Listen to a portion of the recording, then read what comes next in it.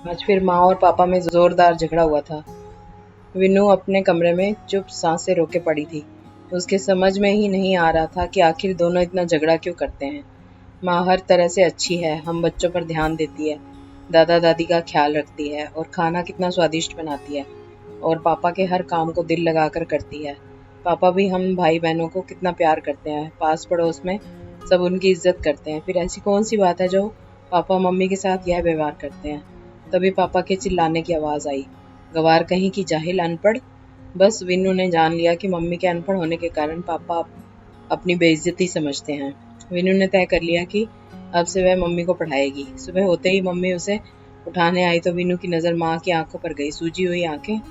उसने माँ को कहा, मम्मी मुझे स्कूल का पाठ याद ही नहीं होता, अगर मैं स्कूल से आकर सब आपके साथ दोहरा लूँ तो आप 2 घंटे का समय मेरे लिए निकाल सकेंगी।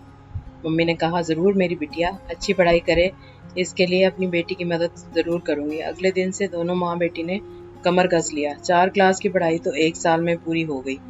विन्नू की मम्मी भी कुशाग्र बुद्धि की थी। धीरे धीरे 2-3 साल के अंतराल में वो बहुत कुछ जान गई थी। अब विनू मैट्रिक बोर्ड की परीक्षा देने वाली थी। उसने अपनी माँ के लिए भी प्राइवेट परीक्षा का फॉर्म भर दिया। माँ को भी इसकी जानकारी थी, लेकिन वह पेपर देने कैसे जाएगी, यह एक समस्या थी। संयोग से दोनों की परीक्षा एक ही जगह पर पड़ी थी। विनू ने पापा को कहा, पापा जब मैं पेपर देने जाऊंगी तो आप वहाँ रहोगे ना। पापा ने ऑफिस की समस्या बताई तो विनू ने कहा, फिर मम्मी को बोलिए मेरे साथ रहने के लिए। पापा ने हामी भर दी। अब दोनों ने परीक्षा दी और रिजल्ट का इंतजार होने लगा। रिजल्ट निकला और दोनों माँ बेटी की तस्वीर अखबार में छपी। शीर्षक था, माँ और बेटी ने इस साल एक साथ बोर्ड परीक्षा दी। बेटी ने टॉप किया तो माँ बस 2-4 नंबरों से पीछे रही, लेकिन उनके जज्बे को सलाम।